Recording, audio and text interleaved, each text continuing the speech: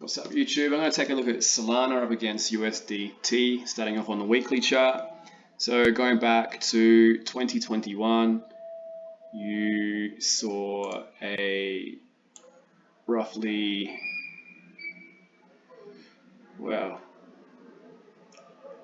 a 25,649% return if you had bought back in December of 2020. However, if you'd bought near the top and you had held and not sold, you would have seen a roughly, I think it's 97% drawdown on your funds. Yeah. So that is crypto in a nutshell. So yeah, I guess that's a perfect example of hodling gone wrong. If you had bought even, in the $20-$30 area and held on all the way to the top and hadn't sold for whatever reason, yeah, it's a perfect example why I don't believe hodling is the best approach. Maybe ultra long term, but I mean, who wants to be old with money? I'd rather be making money while I'm young and, having fun because life's too short just to be, sitting at home watching charts, waiting for it to moon. So yeah, it's just a perfect example of why you should be taking profits and taking partial profits on the way up. So you can lock in those gains and then reinvest those gains into other areas in the financial world which may be undervalued at the time. So moral of the story, don't marry your bags. So anyway, ever since the all-time high, we've seen an ABC correction, and I believe we bottomed out here at 8. I was expecting a little bit lower, but I think number 8 it's a good number. Obviously, we can't rule out that it goes lower, but for me, given the state of the macro environment right now, a lot of people think that it's bad, but you can kind of see with the People's Bank of China and the Bank of Japan are starting to expand their balance sheets again. So it's the first sign of a global pivot by central banks, and this will be beneficial for risk assets like crypto. So at the moment, we're copying or finding resistance here at this former support level at around $26.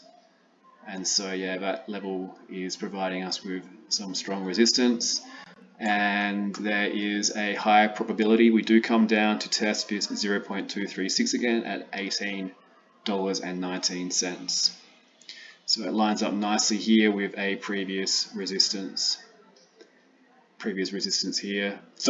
support, resistance here, support here, but it could act as support here now. So it lines up nicely with this fib level.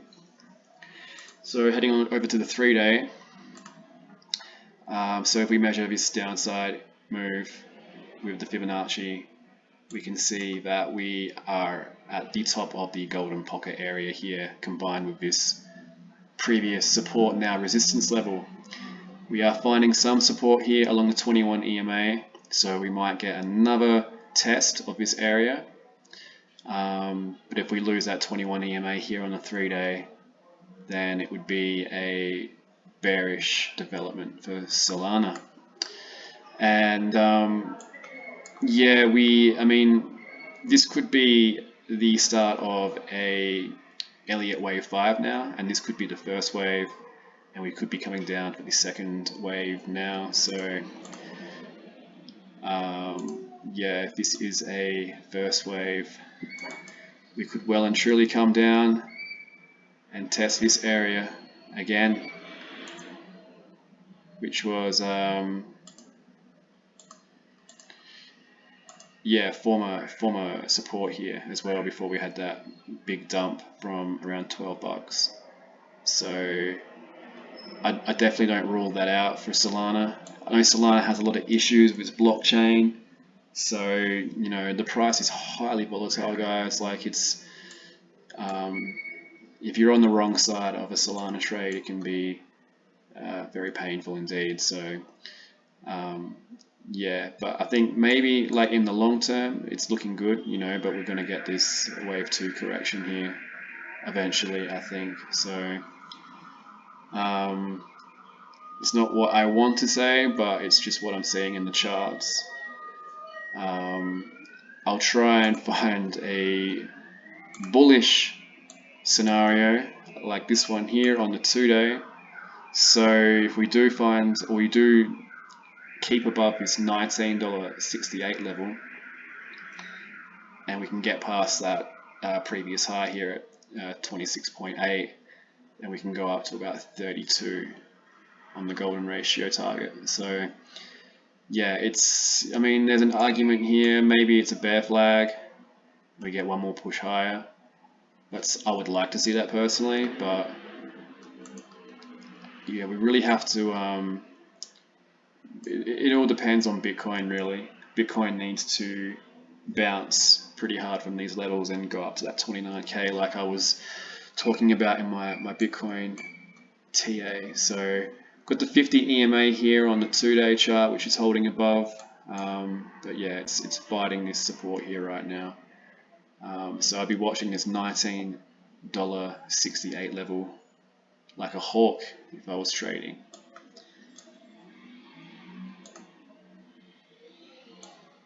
And the daily chart,